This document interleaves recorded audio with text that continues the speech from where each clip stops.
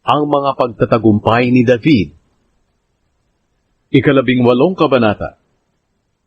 Kinalaunan, natalo at sinakop ni David ang mga Filisteo. Inagaw niya sa kanila ang Gat at ang mga baryo sa paligid nito. Natalo rin ni David ang mga Moabita at sinakop niya sila at nagbayad sila ng buwis sa kanya. Nakipaglaban din si David kay Haring Hadadezer ng Zoba hanggang doon sa Hamat, noong naglakbay si Hadadezer sa pagsakop sa mga lupaing malapit sa ilog ng Euphrates.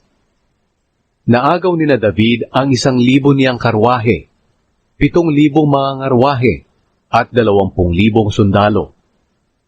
Pinilayan ni na David ang mga kabayo na humihila ng mga karwahe, maliban lang sa 100 na itinira nila para gamitin.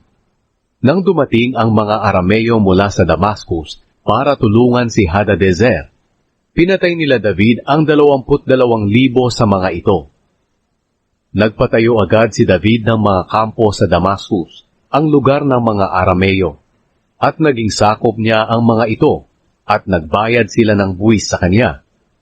Pinagtagumpay ng Panginoon si David, kahit saang labanan siya magpunta.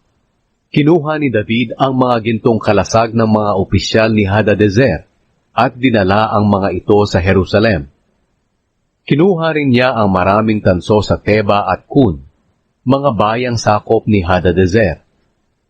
Kinalaunan, ang mga tansong ito ang ginamit ni Solomon sa pagpapagawa ng malaking sisidlan ng tubig na parang kawa na tinatawag na dagat, mga haligi, at ng mga kagamitang tanso para gamitin sa templo.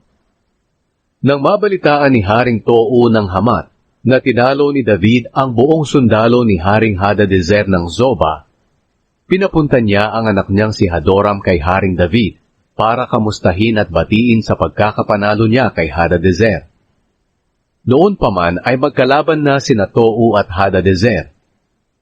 Nagdala si Hadoram ng mga regalong gawa sa ginto, pilak at tanso. Inihandog ito ni Haring David sa Panginoon, gaya ng ginawa niya sa mga pilak at ginto na naagaw niya mula sa mga sumusunod na bansa, ang Edom, Moab, Ammon, Filistia at Amalek. Si Abishai na anak ni Zeruya ay nakapatay ng 18,000 Edomita sa lambak ng Asin. Naglagay si David ng mga kampo sa Edom at naging sakop niya ang lahat ng Edomita. Pinagtagumpay ng Panginoon si David saan man siya pumunta para makipaglaban. Ang mga opisyal ni David.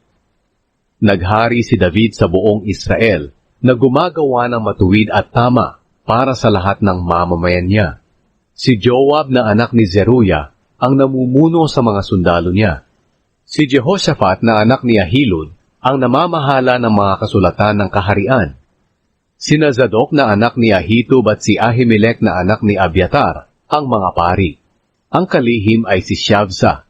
Si Benaya na anak ni Jehoiada ang pinuno ng mga Kereteo at Peleteo. At ang mga punong opisyal ni David ay ang kanyang mga anak na lalaki.